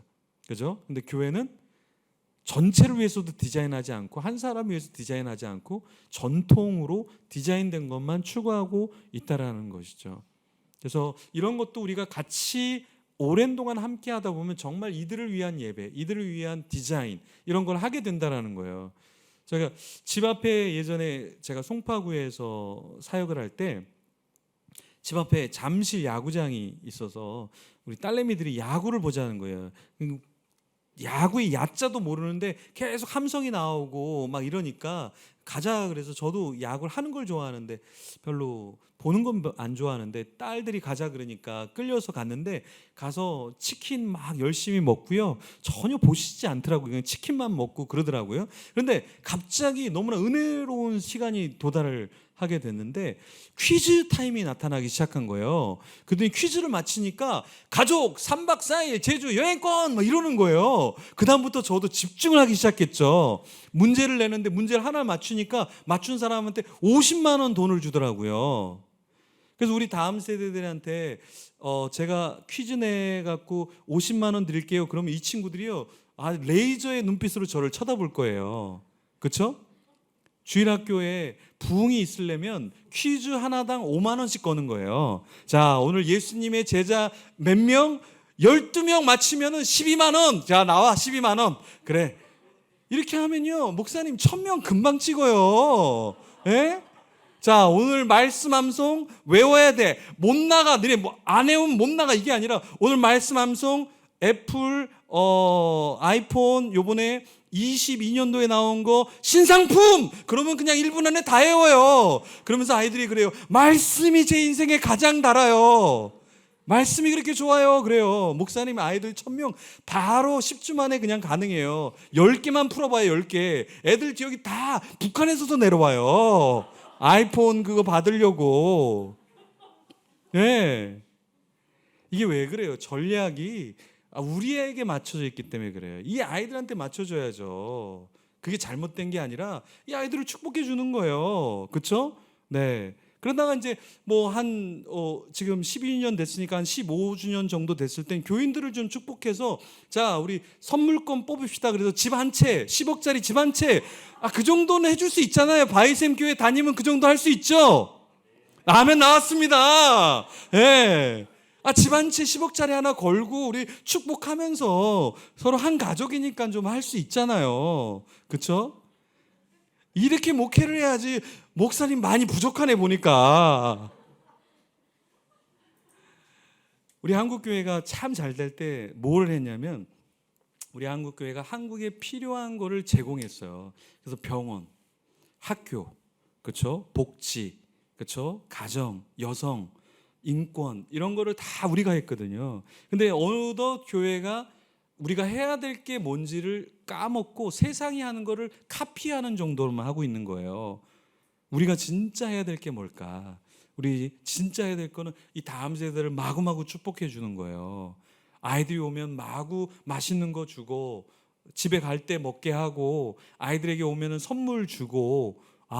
근데 왜 그러냐면 어른들은 선물이 큰 역할을 어른들도 하지만 아이들에게는 사실은 이 아이들 때는 메시지가 들리지 않아요. 메신저가 생각이 나고 교회가 생각이 나고 그들이 나에게 뭘 해줬는가가 생각이 나지 뭐 삼위일체 교리가 생각나고 어떤 예정 교리가 생각나는 게 아니란 말이에요. 그래서 이들과 함께 정말 행복할 수 있는 공동체가 된다. 그리고 여러분의 부서가 행복할 수 있는 공동체가 된다. 그거는 굉장히 리더십을 갖고 온전히 축복하면서 건강한 공동체를 만들 수 있다라는 거예요. 5번째, 리더가 된다라는 건 뭐냐면 굴욕을 참아내는 거예요. 근데 이걸 우리는 잘 못해요. 예수님께서는 마태복음 26장의 1절부터 5절에 보면 유대인들이 죽이려는 음모를 갖고 있었죠. 누가복음의 4장 22절에 26절에 고향에서 배척을 당했죠. 근데 예수님께서는 어떠셨어요? 덤덤했어요. 네, 예수님은 이겨내셨다라는 거죠. 그러면 우리가 섬김이가 된다라는 것은 무엇을 말하냐면 여러분들 교회에서 섬길 때 인정을 받기란 쉽지 않아요. 늘 인정을 받더라도 어떤 때는 인정을 받지 못할 때가 있어요. 네. 그래서 저도 교회를 섬길 때 제가 교회 돈을 훔쳐간다고 이렇게 이야기를 한 거예요. 그래서 제가 조사를 받아서 제가 갖고 있는 통장, 아내가 갖고 있는 통장 했는데 오히려 저희가 다른 지체들을 이렇게 도운 것이 해서 뭐 문제가 없이 끝났는데 내가 아무리 교회를 순수한 마음으로 섬긴다 해도 오해하는 사람이 생길 수 있고요. 내가 아무리 열심히 한다 그래도 저 사람은 섬기지 않아 이런 이야기를 들을 수도 있어요. 그럴 때 우리는 어떻게 행동합니까? 나 오해받았어? 그래, 교인들이 나를 이해를 못해? 여기는 있으면 안 돼. 그러면 섬김이 되지 않아요. 제가 큰 공동체를 부흥하고 있을 때 많은 사람들이 왜 교회를 등록했습니까? 그랬을 때 제일 많이 체크한 게 설교였어요. 설교. 얼굴은 아닌데 설교는 괜찮다. 설교를 체크를 많이 했는데 한 친구가 저를 좀 만나자 그러더라고요. 한참 부흥하고 있을 텐데 만나자 그러더니 목사님은 이름 자체가 마음에 들지 않아요 그러더라고요. 그 이름을 내가 지은 게 아닌데 그러더니 그 친구가 그런 거예요. 목사님의 설교는 여러 가지 면에서 문제가 있다라는 거예요. 왜 설교가 웃기냐는 거예요. 경건해야지 왜 웃기냐고. 웃기면 안 된다. 그러면서 이 친구가 1시간 동안 저를 가리키는 거예요. 근데 그런 얘기를 들으면 목회자가 어떨 것 같아요? 강단에서 설교할 때 기분이 좋을 것 같아요? 아니면 설교하기 싫을까요? 하기 싫어요. 참 희한한 게 목회자는 많은 사람들이 예배에 감격이 있고 많은 사람이 회복이 된다 그래도 한 사람이 나를 싫어한다 그러고 설교를 듣기 싫다 그러고 이렇게 재밌는 이야기를 하다가 웃고 있는데 나도 모르게 내가 웃겨서 이게 그 친구가 말한 것처럼 내가 잘못하는 건 아닌가? 이 생각이 살살 스치면서 내가 가졌던 평안한 감정이나 이런 것들이 다 위축되기 시작한단 말이에요. 근데 제가 사역을 쭉 오랫동안 하면서 알게 된 게 뭐냐면 리더는 벌꿀 오소리처럼 되어야 된다라는 거예요. 여러분 벌꿀 오소리 아셔요? 벌꿀 오소리가 기네스북에 가장 겁없는 동물 1위가 벌꿀 오소리죠. 벌꿀 오소리는요, 코브라를 상대로 뒷걸음치지 않아요. 사자를 상대로 뒷걸음치지 않아요. 어떤 동물이 사나운 표범이 있어도 뒷걸음치지 않아요. 벌꿀 오소리는 끝까지 물어뜯고 끝까지 저항하고 싸워요. 그래서 코브라랑 싸워갖고 물려요. 그런데 딱 쓰러지는데 6시간 만에 코브라 독을 해독해버려요. 그리고 다시 일어나서 코브라를 씹어 먹어버려요. 벌꿀 오소리는 독을 해독하는 능력이 있어요. 벌꿀 오소리 가장 좋아하는 게 뭘까요? 벌꿀이죠. 그럼 벌꿀을 혀로 핥으면 벌이 가만히 있을까요? 혀를 쏠까요? 쏘죠. 그런데도 그 독을 해독한다라는 거예요. 그래서 자기가 좋아하는 벌꿀을 마음껏 먹는다라는 거예요. 벌꿀 오소리는요, 이렇게 고슴도치보다 훨씬 더 큰 동물이 있는데 화살촉같이 그런 것이 몸에 박혀도 끄떡하지 않고 그냥 박힌 채로 그냥 걸어가 버려요. 이게 벌꿀 오소리예요. 우리 섬김이는 좀 벌꿀 오소리 같으면 좋겠어요. 누가 한 번 뭐라 그랬다고 나 그만둬. 저 사람이 나를 인정하지 않는데 내가 뭘 섬겨? 그래, 나는 못난 놈이야. 아는 게 없어. 그래, 나는 부족해. 이래서 하는 게 아니라 내 안에 들어왔던 안 좋은 말들을 다 해독해야 돼. 여러분 우리 신앙의 섬김이는 이걸 빨리 해독해야 돼요. 밤에 잠을 못 자고 이거 어떻게 하는 거야? 내가 또 실수한 거 아니야? 실수한 거에 대해서 고민할 필요는 있지만 그것 때문에 섬김을 포기할 정도로 나약해져서는 안 된다라는 거예요. 벌꿀 오소리처럼 여러분이 독을 해독해내야 한다라는 것입니다. 자, 6번째, 예수님은요 자신을 배반한 자들에게 물고기와 떡을 요리해 주시고 용서해 주셨다라는 거죠. 용서해 주기는 되게 쉬운데 그 용서만이 아니라 말로만 용서하는 게 아니라 물고기와 떡을 직접 요리해 주었다라는 거죠. 그럼 예수님은 떡을 주면서 용서를 했을까요? 물고기와 떡을 준비하면서 이미 마음에 용서를 했을까요? 이미 마음에 용서하고 그걸 준비하는 거죠. 우리가 자녀를 위해서 음식을 할 때 음식을 내놓는 순간 자녀를 위한 것이 아니라 자녀가 오겠지, 이 요리를 좋아하겠지, 장을 보러 가는 순간부터 이미 그것을 준비하고 사랑으로 축복으로 하고 있다라는 거예요. 예수님께서는요 제자들 나를 배반했어? 너네가 나를 배반했어? 근데 나는 배반한 너희를 축복할 거야. 이게 리더의 모습이라는 거예요.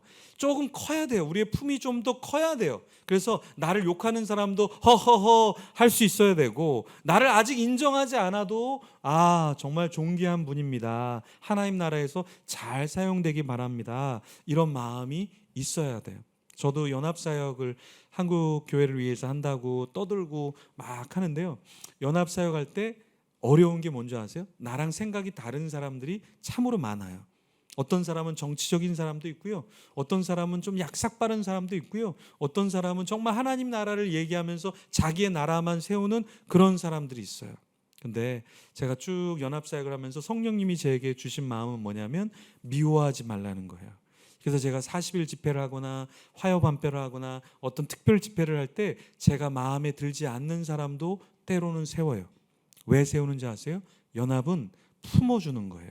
그들이 이단이 아니라면, 그들이 이상한 어떤 스캔들이나 재정의 비리나 어떤 걸 범하지 않았다면 주님께서 그 사람도 사랑하시기 때문에 연합한다라는 거예요. 근데 사람들은 이렇게 해요. 나랑 딱 맞는 사람만 연합하는 거, 그거는 내가 좋아하는 사람만 무난하는 거예요. 주님께서는 야, 바리새인과 서기관도 자기가 좋아하는 사람만 문안하는데 너희들도 그렇게만 할 거야? 그걸 넘어서야지 말씀하셨잖아요. 그래서 연합은 나랑 딱 맞는 사람하고 하는 것이 연합이 아니라 큰 하나님의 나라에서 하나님을 위해서 같이 내 마음을 해주는 것이 연합이라는 거예요. 예수님께서 어떻게 제자들이 마음에 들었겠어요? 어떻게 그 제자들이 다 100% 마음에 들겠어요? 근데 예수님께서 품어주셨다라는 것이죠. 7번째, 기도하셨다는 거죠. 예수님께서 새벽 미명에 기도하셨죠. 마가복음 1장 35절부터 39절. 네, 그래요. 어떤 사람이 누가 새벽 예배를 만들어서 날 이렇게 힘들게 하나? 예수님께서 만드셨어요. 새벽 미명에 예수님께서 하셨거든요. 네, 그렇게 하는 사람은 천국에 가서 싸대기 한 대씩 맞으시면 돼요. 예수님 만드셨는데 왜 누가 만들었냐고 자꾸 예수님을 욕해요. 새벽 미명에 예수님이 기도하셨다니까요. 그리고 또 예수님께서 누가 금요 기도를 밤 기도를 만들어서 누가 수요 이걸 만들어 갖고 예수님께서 밤마다 겟세마네에 올라가셨잖아요. 그렇죠? 천국에 가서 싸대기 2대 맞으셔야 돼. 예수님께서 기도하셨다는 거예요. 근데 예수님은 완벽하신 분인데 왜 기도하셨을까요? 주님과 교제하기 위해서. 주님과 교제하기 위해서 새벽 시간에, 밤 시간에 주님과의 경건의 시간을 가졌다라는 거예요. 근데 저는 참 놀라운 게 요즘에는요, 기독교인들이 새벽을 깨우고 막 밤을 깨우는 게 아니라 뭐 6시 미러클, 뭐 저는 4시 반에 일어납니다. 뭐 세상 사람들이 더 열심히요. 김미경 여러분 아시죠? 그 김미경 사단에서 우리 아침을 깨웁시다 하는데 뭐 10,000명이 나도 아침에 일어나서 아침부터 뭐 이렇게 묵상하고 아침을 깨우면서 하루를 시작할게요, 이런 운동이 막 일어난다는 거예요. 우리는 뭐 새벽 예배 나오세요 그러면 저 목사를 내가 십자가에 거꾸로 매달아야 되겠다 이런 생각을 하는데, 세상에서는 자기 자신을 더 개발시키고 더 건강하게 만들려고 새벽에 밤에 늦게까지 뭔가를 하려고 하는 사람들이 너무나 많아졌다는 거예요. 오히려 교회는 아침과 밤에 모이기를 꺼려하는데 세상은 더 열심히 해야 된다고, 그렇게 해야 우리가 건강해진다고, 게으르면 안 된다고 오히려 세상이 더 열심인 거예요. 예수님께서는 참 열심히셨어요. 새벽부터 밤 늦게까지. 그래서 우리도 이 예수님을 닮아가야 한다는 거예요. 자, 8번째, 예수님께서는 2사람씩 짝을 지어서 팀으로 사역을 하셨다는 거예요. 마태복음 10장 5절에 10절에 보면 2명씩 짝을 지어주신 주님, 왜 짝을 지어주셨을까? 조직을 만들면서 위임하면서 일하게 하셨다는 거예요. 여러분 몰몬교 아시죠? 네, 저는 이 몰몬교를 뭘 모르는 아이들의 교 이렇게 이야기를 해요. 이 몰몬교 아이들은 항상 2명씩 다녀요. 20대 초반에 선교사로 헌신해서 각 동남아시아 3개를 다녀요, 이 친구들이. 그래서 제가 물어봤어요. 야, 너네는 왜 2명씩 다니냐? 그러니까 이게 본부에서의 명령이래요. 그럼 왜 이게 좋냐면, 둘이 있으면 유혹당하지 않고 폭행당하지 않고 어떤 거에 연루되지 않고, 먼저 온 사람이 나중 온 사람에게 한글도 가르쳐주고 한국의 문화도 가르쳐주고 여러 가지 지리도 가르쳐주고 이끌어주고, 이 사람이 힘들면 다독여도 주고, 그래서 2명씩 꼭 다니는 것이 자기들에게는 이렇게 조직적으로 명을 받아서 이렇게 한다라는 거예요. 이 친구들 예수님께서 2명씩 보내신 이유가 이런 이유였구나. 이들은 이걸 알고 있었구나. 얘네가 뭘 모르는 줄 알았는데 아는 것도 있네. 우리도 마찬가지예요. 혼자 할 수 있지만 같이. 네, 제가 하브루타 코칭 이런 거를 세미나를 하는데, 하브루타라는 게 뭐냐면 하베르, 친구라는 뜻이에요. 친구랑 1대1로 계속해서 나누다 보면 어떻게 되냐면 아이디어가 마구마구 나기 시작해요. 그리고 내가 생각하지 못한 걸 내가 스스로 깨우치는 경우가 되게 많아요. 그래서 하브루타라는 것은 유대인들의 3,800년의 역사를 통해서 그들이 만들어진 거예요. 그래서 유대인들의 인구는 세계 0.02%밖에 안 되지만 노벨상의 30%를 유대인들이 가져가고요. 하버드의 30%를 유대인들이 들어가고요. 세계의 경제, 정치의 사회에서 지도자가 30% 이상이 다 유대인들이에요. 마크 저커버그 유대인이에요. 스티븐 잡스 유대인이에요. 스티븐 스필버그 유대인이에요. 뉴턴 유대인이에요. 세상에 많은 사람들이 유대인들이에요. 왜 그들은 뛰어나냐? 이 유대인들에게는 이 하베르, 계속해서 친구와 이야기 나누면서 철이 철을 날카롭게 하는 그것이 있어요. 그러다 보니까 더 뛰어나고 더 많이 준비되는 영역이 있는 거죠. 그래서 우리도 그냥 일하는 것이 아니라 이런 조직을 갖추면서 리더십을 발휘하는 것이 훨씬 우리에게 필요하다. 자, 아홉 번째, 높은 자리를 구하는 제자들과 달리 천상의 보좌를 내놓고 십자가에 죽으신 그 주님을 우리는 닮아야 된다는 거예요. 우리가 잘 아는 존 워너 메이커는 1838년에서 1922년까지 살았던 사람이, 이 사람이 여러분 우리 한국의 YMCA 아시죠? 이 한국의 YMCA가 세워질 때 이 사람이 도네이션을 했어요. 이 사람의 특징이 뭐예요? 수많은 교회를 세웠거든요. 근데 이 사람의 진짜 특징은 뭡니까? 주일날 아무리 바쁜 일이 있어도 자기 교회 가서 주일학교를 섬겼다라는 거죠. 이 사람에게 있어서는 YMCA 건물을 세우는 것도 중요하고 교회 건물을 세우는 것도 중요하고 최초의 백화점을 만들어서 엄청난 돈을 버는 것도 중요했지만 더 중요한 건 뭐냐? 자기가 섬기는 교회, 자기가 섬기는 주일학교를 빠지지 않고 출석했다라는 거예요. 여러분, 우리도 섬김이라면 큰 사업하는 거 좋아요. 여러분 바쁜 거 좋아요. 투자 파는 거 좋아요. 그런데 그것이 교회를 섬기고 예배하는 데 방해가 된다면 그것도 여러분들이 지혜롭게 잘 정리를 하셔야 돼요. 자, 10번째, 주님은 죄를 지은 여인을 품어주시고 그러나 다시 죄를 짓지 않도록 권면하셨어요. 근데 목양을 하면서 목회자가 쓴소리하기가 굉장히 쉽지 않아요. 예수님께서 쓴소리를 잘 하셨거든요. 근데 쓴소리를 하는 사람이 진짜예요. 그러니까 눈치를 살살 보면서 내가 이렇게 하면 교인들이 나를 싫어하겠지. 저 교인이 나한테 선물 안 주겠지. 저 교인이 나를 인정해 주지 않겠지. 이런 목회자는 건강한 목회자가 아니에요. 사꾼이에요, 사꾼. 하지만 진짜 목회자는 뭐냐? 그 영혼을 위해서 사랑으로 품어주면서 다시는 죄를 짓지 말라, 방향성을 제시해 주시는 그 리더가 정말 좋은 리더라는 거예요. 제가 청년 사역, 젊은이 사역을 오랫동안 했거든요. 지금도 제자들이나 같이 예배했던 사람들이 연락 오면서 목사님이 그 욕해주고 이렇게 해줬던 것이 그리워요. 네, 제가 뭐 쌍욕을 했다는 얘기가 아니라 인생 그렇게 살면 안 돼. 리더 그렇게 하면 안 돼. 제가 늘 토요 리더 모임 때마다 리더 그렇게 하면 안 돼. 리더는 이렇게 해야 돼. 제가 막 이야기를 참 많이 했거든요. 한 목사님 얘기하니까 한 목사님도 이렇게 리더들이나 많은 쓴소리를 하신다라는 얘기를 들었는데 그게 쉽지 않아요. 왜 쉽지 않으세요? 쓴소리 하는 것도 좋아하는 사람도 있지만 안 좋아하는 사람도 많고 이게 감정이 제대로 받아들이지 않고 시험에 드는 사람도 있고 여러 가지 변수들이 있기 때문에 사실 쉽지 않아요. 하지만 내려가서는 정말 품어줘야 되지만 강단에서는 메시지를 전할 때 하나님이 원하시는 메시지를 전해야지, 그렇지 않고 저 사람이 싫어하니까 다 잘라내면 전할 메시지가 아무것도 없죠. 그래서 요즘에 리더로서 섬길 때 정말 품어주는 것도 리더십이지만 또 하나는 뭐냐, 가야 될 방향성을 명확하게 다시는 죄를 짓지 말라 말할 수 있는 리더가 정말 좋은 리더십을 가진 리더다라는 겁니다. 자, 11번째, 존재론적으로 하나님과 같으시나 기능적으로 섬기고 낮아지셨고 순복하셨죠. 우리에게도 리더로서 세운 사람들이 있어요. 때로는 나이가 어린 사람이 리더인 경우도 있어요. 교회 전도사님 어릴 수 있어요. 그렇죠? 직분자 중에 어릴 수 있어요. 그런데 그 사람들을 우리는 섬겨야 한다. 왜? 존재론적으로 그 사람들이 나보다 더 대단한 건 아니지만 기능적으로 그들의 역할을 감당할 수 있도록 내가 순복해 주는 거예요. 순종해 주는 거예요. 여러분, 순종에 같은 말이 순복이잖아요. 근데 불순종에서 늦게 순종하는 것도 불순종이에요.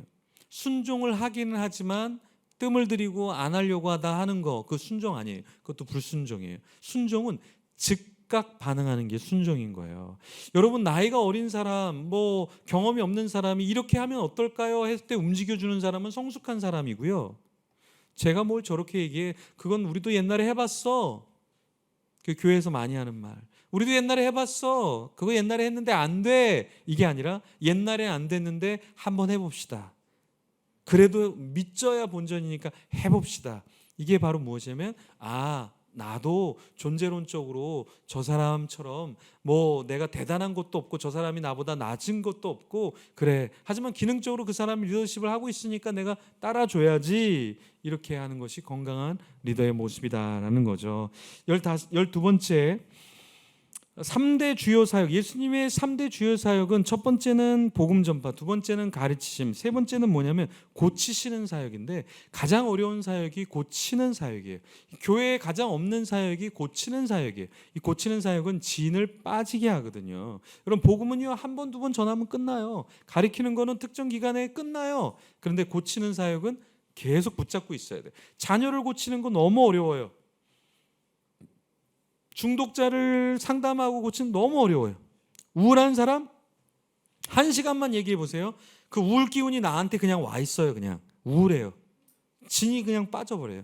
상처 입은 사람, 그 사람이 상처받았는데 내가 그 사람 만날 걸 생각하는 순간 이미 상처가 돼요.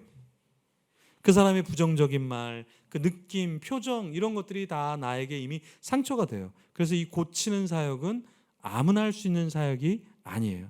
그래서 건강한 여러분이 되면, 건강한 사람이 되면 할 수 있는 게 바로 이 고치는 사역이에요. 여러분 물에 빠진다고 다 물에 빠진 사람을 구해낼 수 있을까요? 누가 구해낼 수 있을까요? 수영을 정말 잘하는 사람, 나 혼자만 지탱할 수 있을 정도의 수영을 하는 사람이 아니라 저 사람까지 너끈히 내가 한 팔로 수영해서 꺼낼 수 있는 사람이 건져낼 수 있는 거예요. 여러분 누구를 구하려다가 같이 죽었어야 하는 소식 많이 들었죠? 왜 그래요? 자기가 제대로 수영할 줄 모르면서 그냥 뛰어드니까 같이 죽는 거예요. 때로는 같이 죽는 게 아니라 살려주러 갔다가 그 살려주려고 한 사람이 그 사람을 죽일 수도 있어요. 엉겨 붙어갖고 오히려 자기도 패닉 당해갖고 그 사람을 붙잡고 있다가 서로 죽을 수 있다라는 거예요. 고치는 사역은 아무나 감당할 수 있는 게 아니에요. 여러분 어떻게 해야 감당할 수 있을까요? 내가 주님 안에서 고쳐져야 돼요. 그리고 내 수준이 올라가야 돼요. 여러분 여기에 벽에 기둥들이 있는데 가장 높아야 될 기둥이 어딘 줄 아세요? 가장 높아야 돼요. 여러분 텐트를 칠 때 가장 어디가 제일 높으면 좋을까요? 가운데가 가장 높아야 돼요.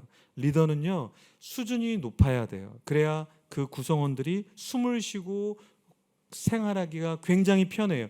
여러분의 가정 안에서 리더십을 가진 아버지, 어머니, 여러분의 공동체 소그룹에서 리더십을 가진 교사나 어떠한 구역을 맡고 있거나 어떤 조직의 작은 공동체를 맡고 있는 리더의 수준이 높아갈 때 그 전체는 아늑하게 되고 행복하게 되더라는 거예요.